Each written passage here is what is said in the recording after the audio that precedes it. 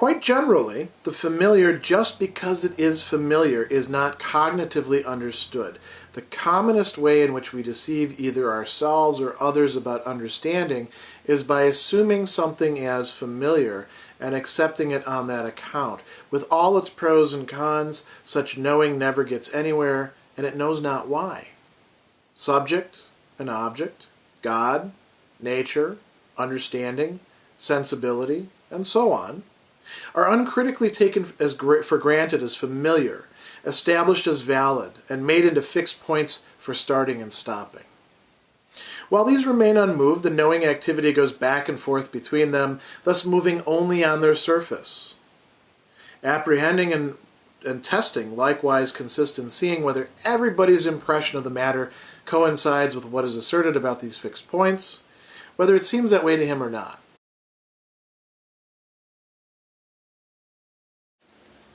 Section 31 begins with this kind of funny play on words that Hegel's making in the German, which doesn't translate that well into the English.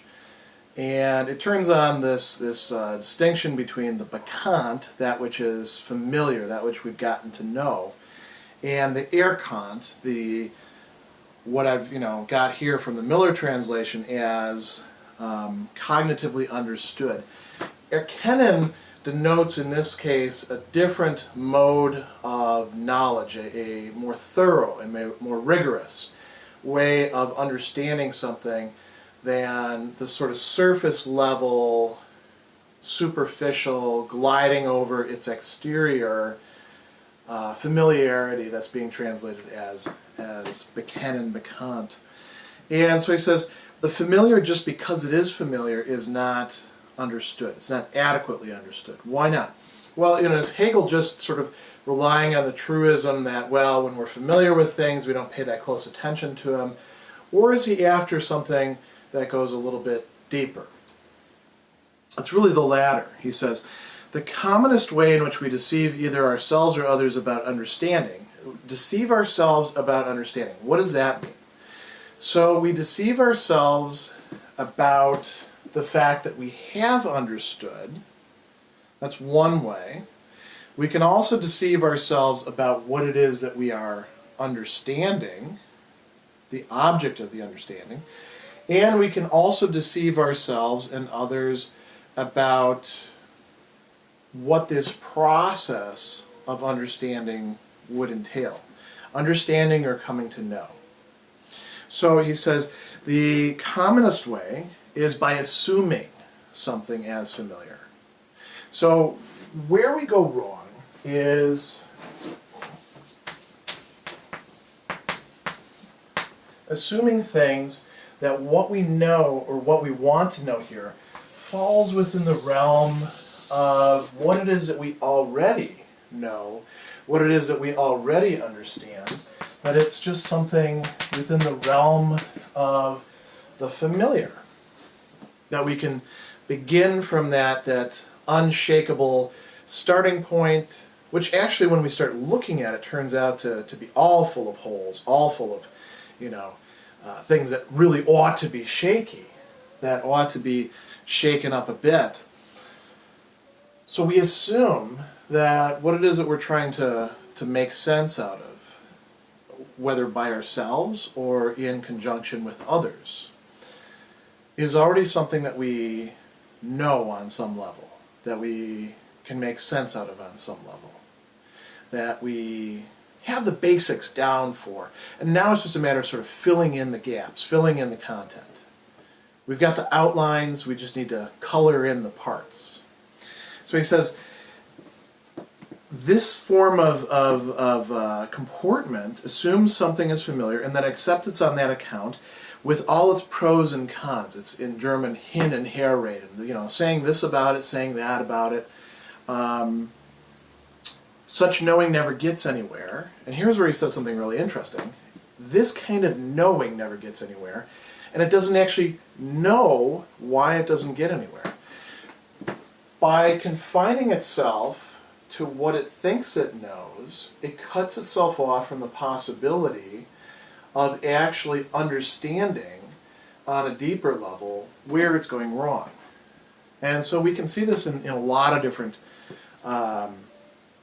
examples and experiences, ranging from everyday life to, you know, academic philosophy, or really any other academic topic, or really anything that's in the media or that journalists play around with. That's exactly what he's talking about.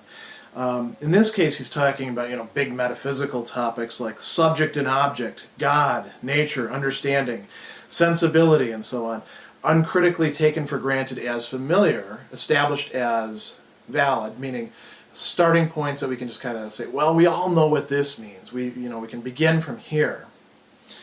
And then they're made into fixed points for starting and stopping.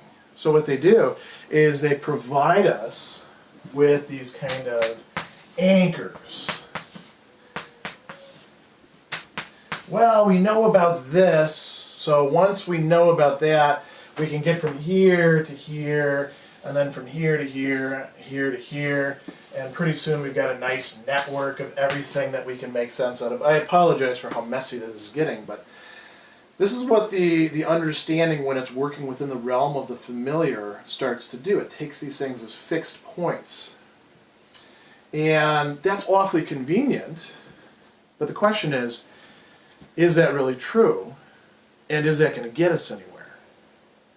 Do we learn anything when we assume that we already know it, and it's just a matter of sort of, you know, putting things into the proper places? Or do we learn when we actually have the experience of being shaken and saying, oh, whoa, I actually don't know as much as I thought I did. I'd better take a close look at this. Well, whether it's, you know, personal relationships, or one's, you know, understanding of money and the economy, or politics, or philosophy, you know, the highest metaphysics, we actually need to get away from thinking that we already have a solid sense of what it is that we're talking about. And this is where so much academic philosophy goes wrong.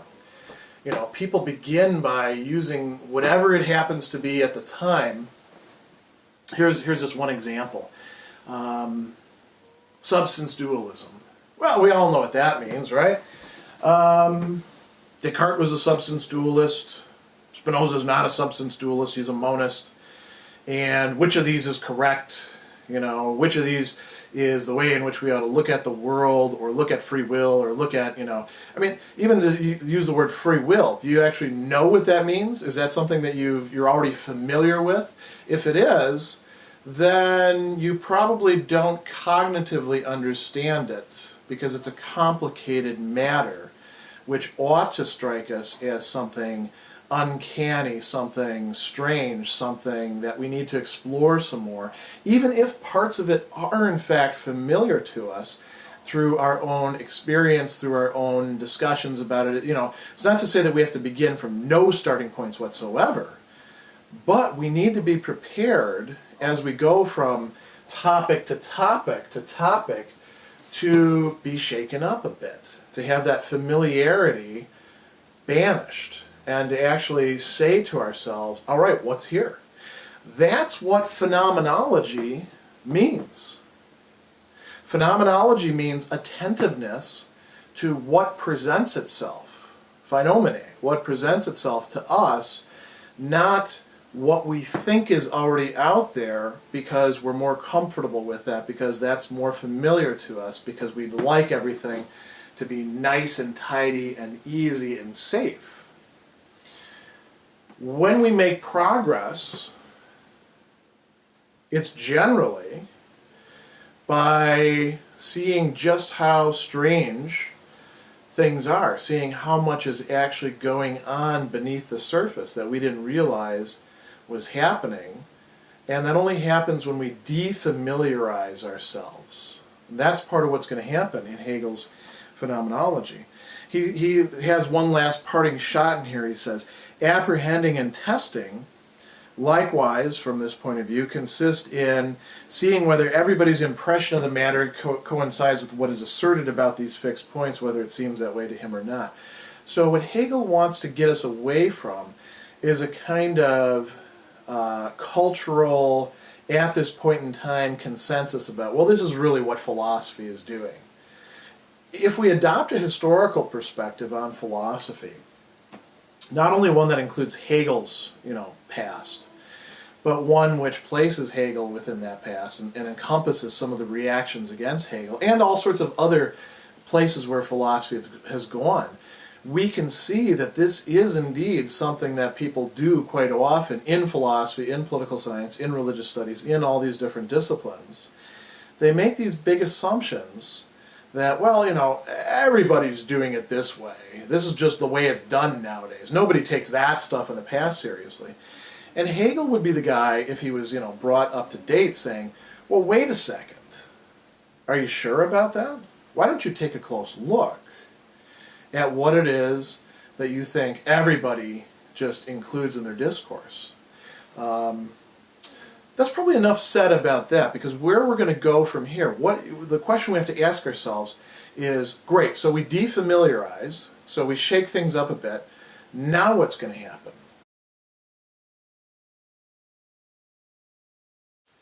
The analysis of an idea, as it used to be carried out, was in fact nothing else than ridding it of the form in which it had become familiar.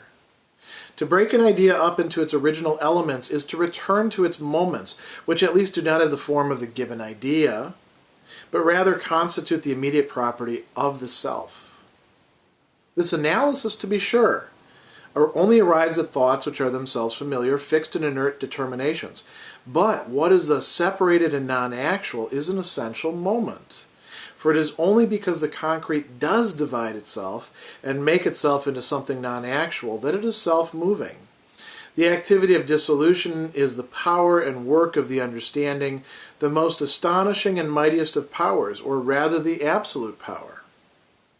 The circle that remains self-enclosed and like substance holds its moments together is an immediate relationship, one, therefore, which has nothing astonishing about it.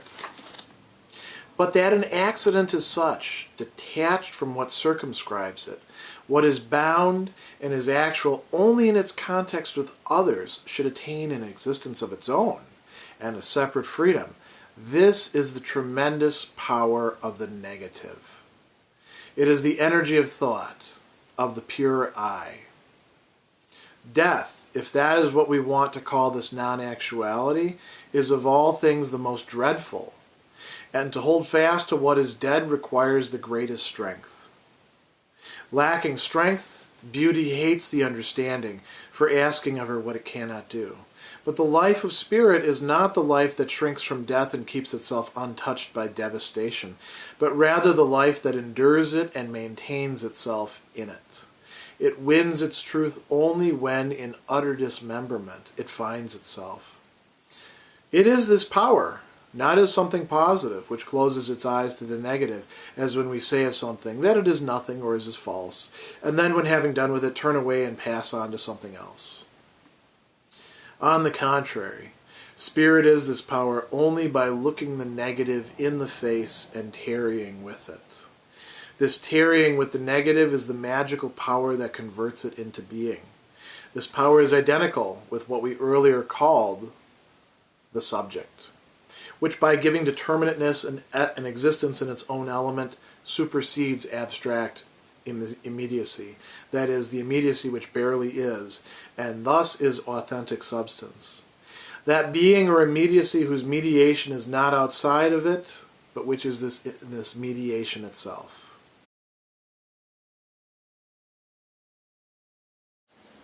What happens after we have broken the spell, the charm, the seduction of familiarity? We're enabled to look at things in a new light. Does that mean that we just now see it as a whole, as some sort of block, and we see it under a different aspect than we did previously when it was familiar over here? Hegel says no. One of the things that we're enabled to do when we get away from seeing things as the familiar, and therefore not really seeing them, is we're able to engage in analysis. And analysis This is a term that people use quite frequently. As a matter of fact, this is something that we ought to get less familiar with and actually look at what it means. So when you analyze something, it doesn't mean to criticize it.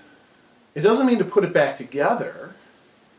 It doesn't mean just to summarize. What it means is to break it down or to break it apart into its constituents. So to analyze this piece of chalk, if we're doing a chemical analysis, would mean to break it down into the chemicals that compose this compound. Compound means that it's put together of parts.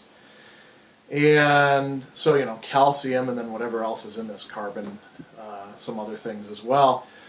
That would be a form of analysis. When we're doing, say, an analysis of a situation, we're looking for the key constituent elements in it that make it what it is. So there's a lot of different levels on which we can carry out analysis. There's a lot of different ways in which we can analyze. But in every case, the act of analyzing means taking something. Hegel's going to talk about an idea in this case, but taking something and breaking it down into its parts.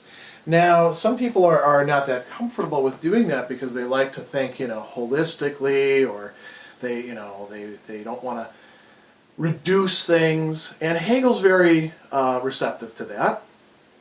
As a matter of fact, one of the big problems with modern philosophy was this reductive notion that if you can just break things down into their parts, by understanding the parts, you understand the whole. And Hegel would say, well, that's not actually true, and we'll see why in a moment.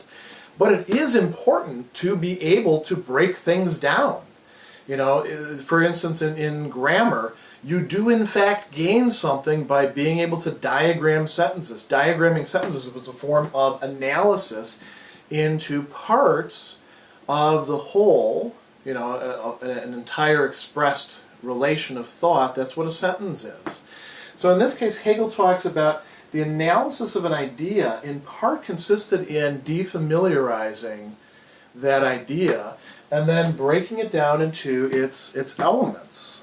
To break an idea up into its original elements, he says, is to return to, and this is a key term throughout Hegelian philosophy, to return it to its moments. This is something I do want to spend a little bit of time on at this point, and I'll stress this at multiple points in other sections as well. When Hegel uses this word moment, what he means is that each one of these things is not an independent entity that has its full meaning in and of itself, but rather that it is a part of a whole. He talks in terms of moments, not in terms of like moments of time, but rather, think in terms of things balancing each other, comprising an entire whole. I'd like to get away from spatial metaphors. Let's use, for example, the Aristotelian definition of anger, which is a quite complex definition as far as emotions go, the most complex one that Aristotle gives you. He says that anger is a type of pain, that it's also a desire. Desire for what? For apparent retribution in response to some perceived or apparent slighting carried out against oneself or those connected with one. He's got all these things rolled into it. Those are all elements. Those would all be moments of it, because if you take desire by itself is not anger. It's got to be desire for this in relation to this, directed this way. That's, for example, one way in which anger is different than hatred. For Aristotle, anger wants to see some sort of retribution, some sort of revenge, some sort of hurting in response to the other person, whereas hatred wants, it's a desire to merely see the other person be gone altogether, to be eradicated, to not exist, for there to be a world in which they play no part. These elements, as moments then, allow us to differentiate wholes apart from each other. And we'd make a mistake if we think that we can break everything down as to an elements, and then that's all we need to do in order to understand things. But it is important to carry out this kind of analysis. So he says, this analysis, to be sure, only arrives at thoughts. So in the case of an idea, what we have as elements are thoughts, and they are themselves familiar, fixed, and inert determinations. So we can carry out this process of defamiliarization at the level of the idea or at the level of each of these elements. And this may take a lot of time. This actually may take a lot of work. It may not be something that's simple to carry out. But if we want to fully understand the thing that we're trying to come to know, trying to come to make sense of, and especially if we want to understand our own relation to it, then we have to be willing to defamiliarize these. And what that means, he's saying, is that they quit being things that we just take for granted. They quit being inert, fixed points or determinations.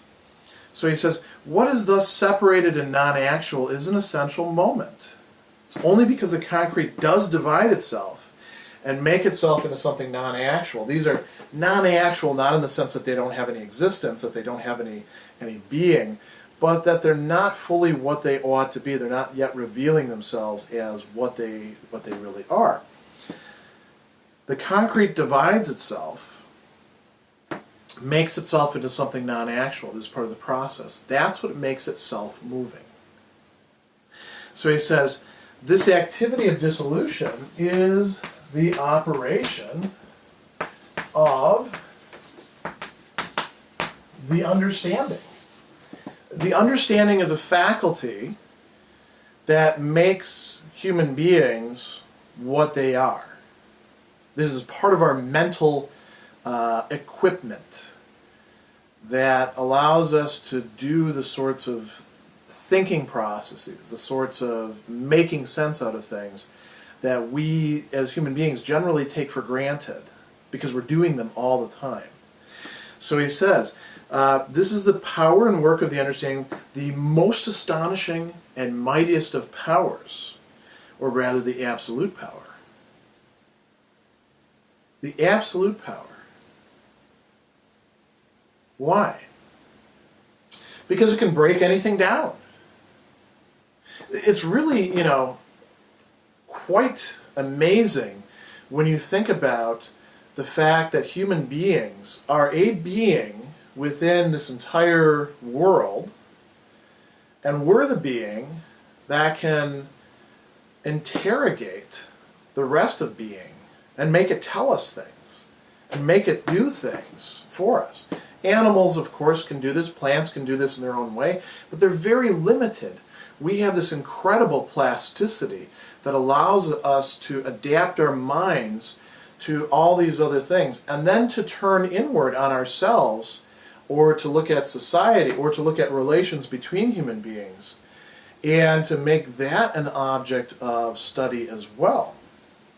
So he says, the circle that remains self-enclosed and like substance holds its moments together is an immediate relationship, one which has nothing astonishing about it. But something new happens. One of these elements, we'll pick this one over here.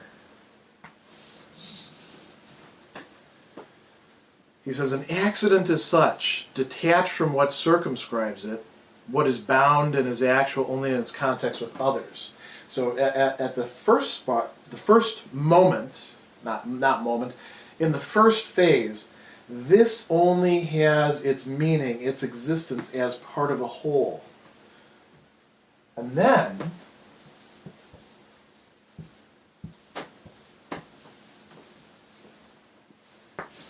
it breaks that. It becomes independent.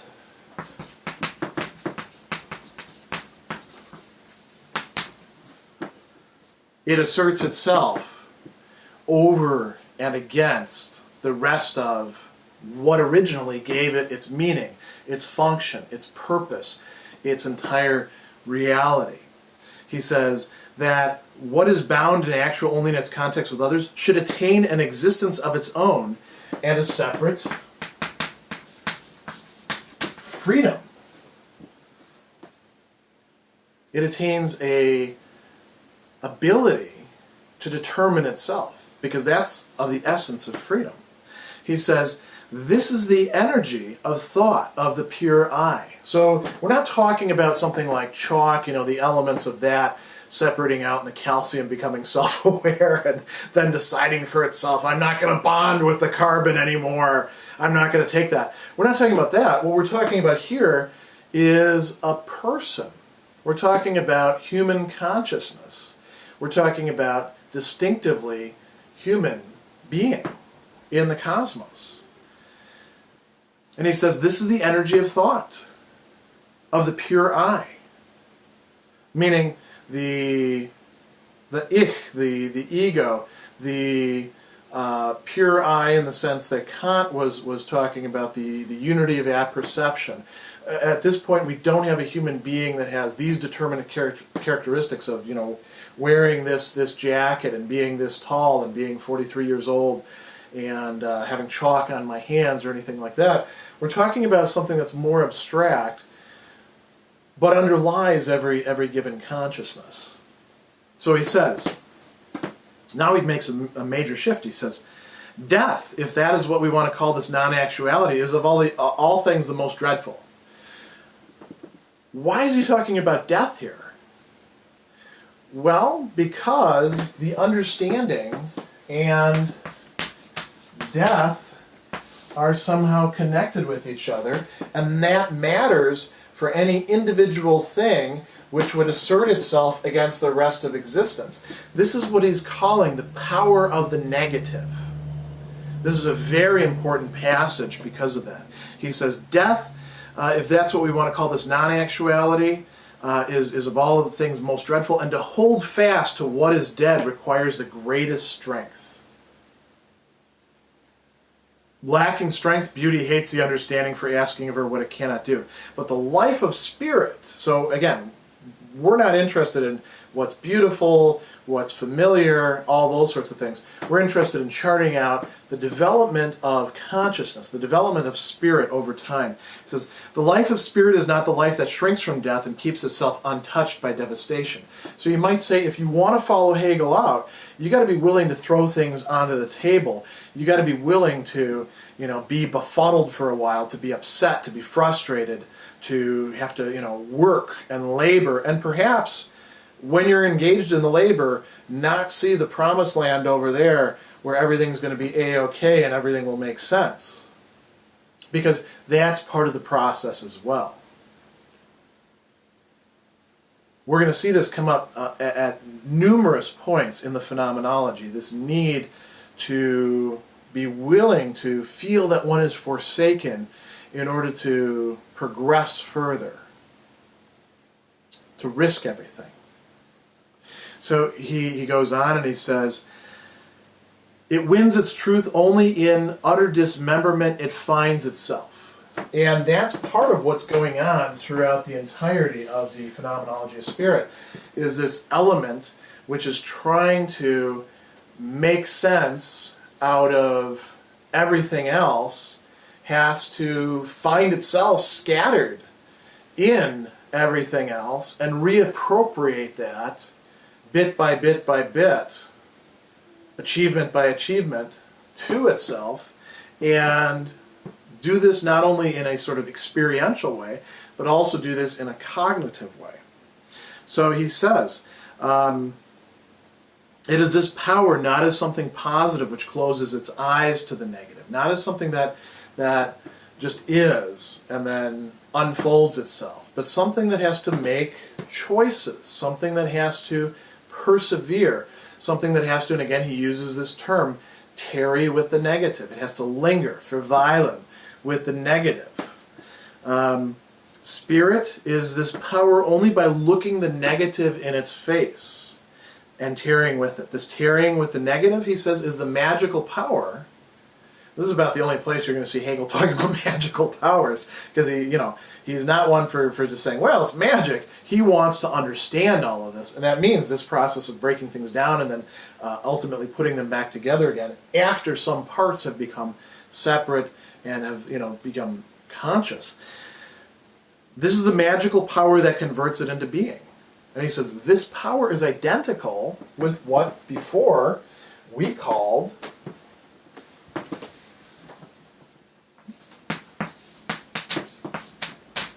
the subject. Shouldn't have erased freedom there, but freedom is inherent in the subject.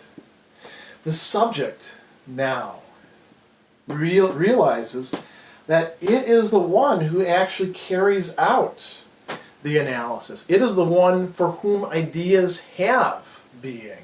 It is the one that can actually cognize these elements as moments of a greater whole. And now the question is, how is this subject going to comport itself, going to make sense of itself in relation to these other things that it comes to know? So he says, this power is identical with what we call the subject, which by giving determinateness and existence in its own element, the subject is what creates space within itself for ideas. Ideas exist in our minds, in our experience. We're coming to realize ourselves as subjects in the course of this phenomenology. So he says, this supersedes abstract immediacy, the immediacy which barely is, and thus is authentic substance. That's what the entire phenomenology is about trying to do. Become authentic substance. That being or immediacy whose mediation is not outside of it, but which is this mediation itself. That's the last phrase in there. We should think about what that means. So instead of having my mediations outside of myself and saying, I'm related to these things, or I'm related to death, or I'm related to the abstract understanding, the mediations are part of what I am. Now, Hegel doesn't spell this out at this point, but one of the things that I've been thinking about lately in relation to this is that's part of what actually allows us our freedom. The fact that our mediations, that which make us the kind of things that we are not outside coming in, at least some of them, but are things going on within ourselves, over which, I don't want to say we have control, but in which we have some sort of contribution to make.